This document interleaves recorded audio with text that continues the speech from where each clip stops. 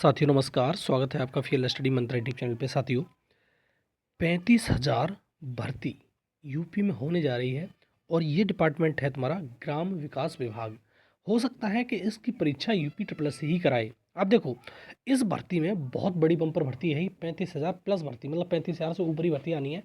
और ये सब कुछ, ये जितनी भी भर्तियाँ आ रही हैं, अभी ये निकल रही हैं रिसेंटली भर्तियाँ, ये सिर्फ लोकसभा चुनाव को देखते हुए निकाली जा रही हैं और कुछ भी नहीं है इसमें। ठीक है, इनके नोटिफिकेशन आ जाएंगे, परीक्षा बाद में ही होंगी इनकी। ठीक है साथियों, तो सारी चीज़ बात करूंगा एक प्रक्रिया पर, किस किस डिपार्टमेंट में ये परीक्षा मतलब वैकेंसी निकलेगी, क्या सिलेबस रहेगा, क्या कब एग्जाम होगा, सब कुछ बताऊंगा मैं आपको। और इस भर्ती में जो 35,000 प्लस भर्तियाँ आ रही हैं, इनमें यह कहा जा रहा है कि पेट की आवश्यकता नहीं है।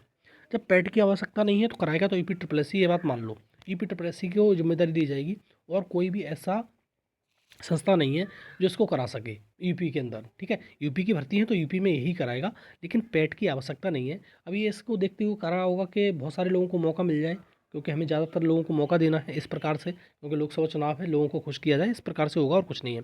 इसका नोटिफिकेशन कब तक आएगा अभी मैं आपसे साथ डिस्कस करूँगा। इसमें योग्यता क्या रहेगी, सिलेबस क्या रहेगा, उम्र सीमा क्या रहेगी, सारी चीज़ें एक एक पॉइंट पर चर्चा करूँगा इसमें। और इसका कब तक परीक्षा होगी, सबसे बड़ी बात ये, परीक्षा कब होगी तो कब तक होगी, इसके बारे में चर्चा कर लेंगे।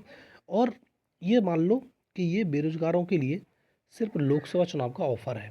ये सिर्फ नोटिफिकेशन आ जाएगा, नोटिफिकेशन निकाल के छोड़ देंगे, उसके बाद परीक्षा कब होगी इसके बारे में बहुत ज़्यादा ये मान लेना कि कोई कहे कि अब होगी तब होगी, लेकिन इसकी एक संभावित डेट बता सकते हैं, लेकिन ये नहीं कह सकते कि कब होगी परीक्षा। इसकी जो नोटिफिकेशन है वो तो आना ही आना है, बहुत जल्द आएगा, क्योंकि इसका हाईलाइट किया जा रहा है, बहुत ज़्यादा प्रचार किया जा रहा है। और सबसे अच्छी बात यह है, जिन्होंने पेट नहीं दिया है उनको मौका मिलेगा। और मुझे लग रहा है इस जितनी भर्तियाँ होंगी कराएगा तुम्हारा यूपी ट्रिपल एस सी। और कोई डिपार्टमेंट ऐसा नहीं है, कोई मतलब विभाग ऐसा नहीं है जो परीक्षा कराने के लिए जिम्मेदार हो, वो यूपी ट्रिपल एस सी है, वो करा सकता है परीक्षा, ऐसी बात नहीं है, बहुत आसानी से परीक्षा करा सकता है वो। अब देखते हैं एक एक करके इसके पॉइंट क्या हैं, क्या चीज़ होंगी, क्या योग्यता, क्या अर्हता है, इसमें देखते हैं सारी चीज़ें। देखो साथियों, ये जो निकलेगी वैकेंसी वो ग्राम विकास विभाग के अंतर्गत निकलेगी। ठीक है, ग्राम विकास। अब ग्राम विकास विभाग एक छोटा सा विभाग तो है नहीं, बहुत सारे मतलब डिपार्टमेंट है इसके अंदर, उन सभी डिपार्टमेंटों के अंदर ये वैकेंसी आने वाली है। अब देखो, इसमें पदों की संख्या 35,000 प्लस ही रहने वाली है, उससे कम रहेगी नहीं, 35,000 से ऊपर ही रहने वाली है। तो उसमें कई दिनों से इसको मतलब अखबारों में प्रचारित किया जा रहा है कि इस प्रकार से वैकेंसी आने वाली है। और अब हम देखते हैं कि किस किस डिपार्टमेंट में ये वैकेंसी आने वाली है, किस किस डिपार्टमेंट में ये वैकेंसी खाली है, इस प्रकार से हम देखेंगे इसमें। आओ देखते हैं नीचे साथियों। देखो, सबसे पहला है ग्राम विकास संस्थान, इसमें वैकेंसी खाली है, इसमें पद खाली। देखो, इनमें होता क्या है, इनमें संविदा पे कर्मचारी रखे जाते हैं, लेकिन अब हो क्या रहा है कि अब ये लोकसभा चुनाव है, तो इसको देखते हुए संविदा कर्मचारियों को जो हटाकर, और इसमें से भी बहुत सारे संविदा कर्मचारियों को परमानेंट भी किया जाएगा, ऐसा भी होगा। संविदा कर्मचारियों को हटाकर उनको मौका दिया जाएगा, ऐसे समझ लो जैसे तुम्हारा शिक्षा मित्रों को मौका दिया गया था, मतलब प्राइमरी टीचर बनने का, इसी प्रकार से इनको मौका दिया जाएगा। जो संविदा कर्मी हैं उनको मौका दिया जाएगा कि आप परीक्षा दो और पास हो और आ जाओ, और कोई उनको रियायत दी जाएगी, ऐसा हो सकता है।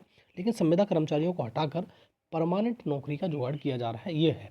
ठीक है साथियों, तो एक तो ग्राम विकास संस्थान है, दूसरा ग्रामीण अभियंत्रण विभाग, जो तुम्हारा इंजीनियरिंग विभाग होता है उसके अभियंत्रण विभाग हो गया, ग्रामीण सड़क विकास, मतलब ये सारे इसी में आते हैं, इसी डिपार्टमेंट के अंतर्गत। ग्रामीण सड़क विकास हो गई, ग्रामीण आजीविका मिशन, ठीक है, जो तुम्हारा पुष्टाहार और बाल विकास वाला होता है, ग्रामीण पंचायत अधिकारी, ठीक है, खंड विकास अधिकारी। खंड विकास अधिकारी जो ब्लॉक पे बैठते हैं, ब्लॉक में भी बहुत सारे पद होते हैं रिक्त, ठीक है, जो ब्लॉक के अंतर्गत बहुत सारे पद आते हैं, तो उसमें बहुत सारे पद खाली हैं, तो उनको भी मतलब इसमें सम्मिलित किया जाएगा। और बहुत सारे लोग कह रहे हैं कि इसमें सिर्फ सिर्फ जो भर्ती होगी वो सिर्फ इसकी क्या नाम है, उसकी संविदा पे होगी, लेकिन संविदा पे हटाकर ये परमानेंट भर्ती की जा रही है, ये बात समझ लो। संविदा पे भर्ती नहीं होगी, संविदा पे होगी तो फिर मतलब ही नहीं है इस चीज़ का, तो ठीक है, फिर पेपर क्यों कराएंगे, फिर तो ऐसे ही कर देंगे। संविदा पे भर्ती नहीं होने जा रही है, ये परमानेंट होगी, और संविदा कर्मियों को हटा के। और भी डिपार्टमेंट देख लेते हैं कौन कौन से डिपार्टमेंट पे ये भर्तियाँ होने वाली हैं। अब देखो, एक मनरेगा, आपको मालूम है कि भारत में सबसे बड़ी जो स्कीम चलती है ग्रामीण क्षेत्र में, वो मनरेगा ही है। तो मनरेगा में भी बहुत सारे मतलब वो होते हैं पोस्ट, उन वो खाली हैं, उनमें भी भरी जाएगी। और ग्राम विकास अधिकारी, लिपिक जो क्लर्क होते हैं, उनके भी बहुत सारे पद, बहुत सारे डिपार्टमेंट में, अलग अलग डिपार्टमेंट में खाली होते हैं, लिपिक के पद भी होंगे इसमें। और अन्य विभाग भी हैं थोड़े बहुत, जो हमको मतलब जानकारी नहीं है उनके विभागों के बारे में ना आपको। और तो उन विभागों में भी मतलब भर्तियाँ करने का प्रावधान है। तो इतने सारे डिपार्टमेंट हैं, इन सभी डिपार्टमेंटों में मिलाकर उनका डाटा लिया जा रहा है और उसके हिसाब से इसका नोटिफिकेशन आएगा। ठीक है साथियों, अब ये देखते हैं कि इसका नोटिफिकेशन कब तक आने की उम्मीद है, ये बात समझते हैं। तो आप नीचे आते हैं, जैसे मैंने सब कुछ लिख रखा है इसमें पहले से ही आपको समझाने के लिए, फिर बाद में ज़्यादा दिक्कत ना हो।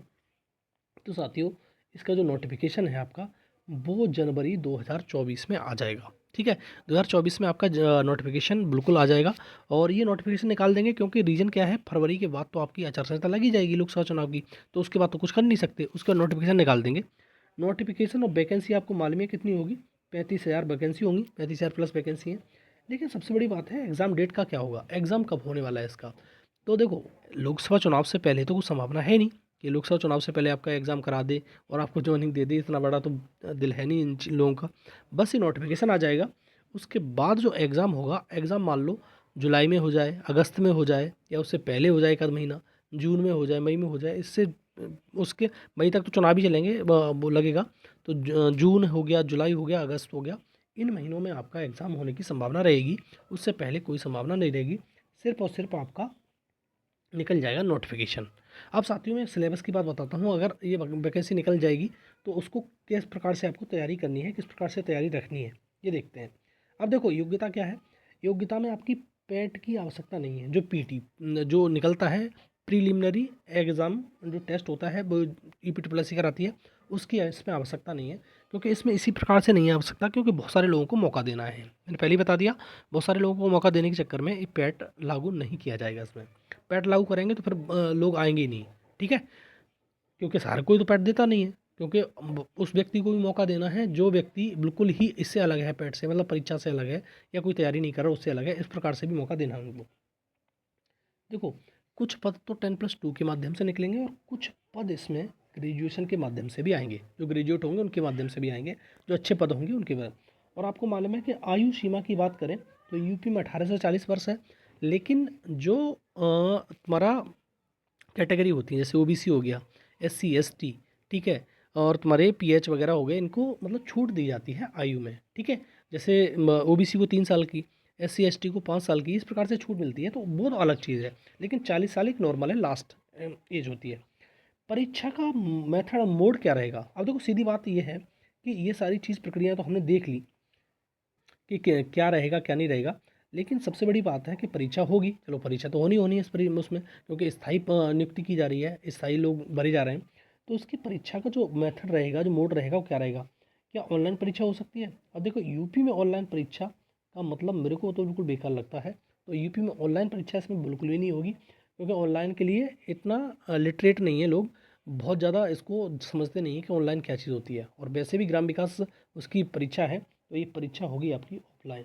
ठीक है साथियों, तो ये एक अच्छी बात है, आपकी परीक्षा ऑफलाइन होगी। लेकिन परीक्षा जून जुलाई अगस्त से पहले परीक्षा नहीं होगी। और साथियों, और सिलेबस की बात करें, थोड़ा सिलेबस इसमें देख लेते हैं। अब देखो होता क्या है, अब यूपी ट्रिपल एस में पहले होता था कि जीएस आ गई, रीजनिंग आ गई, मैथ आ गया, या उसके डिपार्टमेंट से थोड़ा बहुत पूछ लिया। लेकिन अब इसने चेंज कर दिया है। अब देखो, इसमें समझ लो कि विभाग से संबंधित स्पेशल सिलेबस रहेगा। अब कितने नंबर का रहेगा वो तो अलग चीज़ है, लेकिन जितना जिस विभाग में वैकेंसी निकलेगी उस विभाग का सिलेबस रहेगा। जी के जीएस करंट अफेयर आपको मालूम ही है, कुछ ना कुछ रहता ही है। रीजनिंग भी हो सकती है। ठीक है, हिंदी तो कंपलसरी है, ये यूपी में कोई एग्ज़ाम दो हिंदी नहीं होगी तो एग्ज़ाम ही नहीं माना जाएगा वो। मैथ कुछ उसमें होगा, कुछ में नहीं होगा। ईपी स्पेशल अब तो मोस्ट इंपॉर्टेंट कर दिया है ईपी ट्रिपल एस ने, ईपी स्पेशल तो होना ही होना है। और अब लास्ट में चल के क्या हो गया है तुम्हारा, ये तुम्हारा कंप्यूटर, कंप्यूटर में कुछ उसमें आता है, कुछ में नहीं आएगा। तो इस प्रकार से सिलेबस डिज़ाइन किया जाएगा आपका, और इसी प्रकार से सिलेबस रहेगा। और साथियों, अगर आपने पूरी बात सही से समझी है तो आपको समझ में आ गया होगा कब क्या होने वाला है, कब इसका नोटिफिकेशन आएगा, कब इसकी परीक्षा हो सकती है, और ये सिलेबस क्या रह सकता है। सारी चीज़ मैंने बता दी, एलिजिबिलिटी क्या रहेगी, सब कुछ बता दिया। और पूरा वीडियो आपने अगर ध्यान से सुना है तो आपके लिए बहुत बहुत धन्यवाद साथियों। और अगर चैनल पर पहली बार आए हो तो साथियों, चैनल को सब्सक्राइब कर लो, बेल आइकन जरूर दबा देना, जिससे मेरे आने वाली वीडियो को नोटिफिकेशन आपको मिलते रहेंगे। ठीक है साथियों, बहुत बहुत धन्यवाद।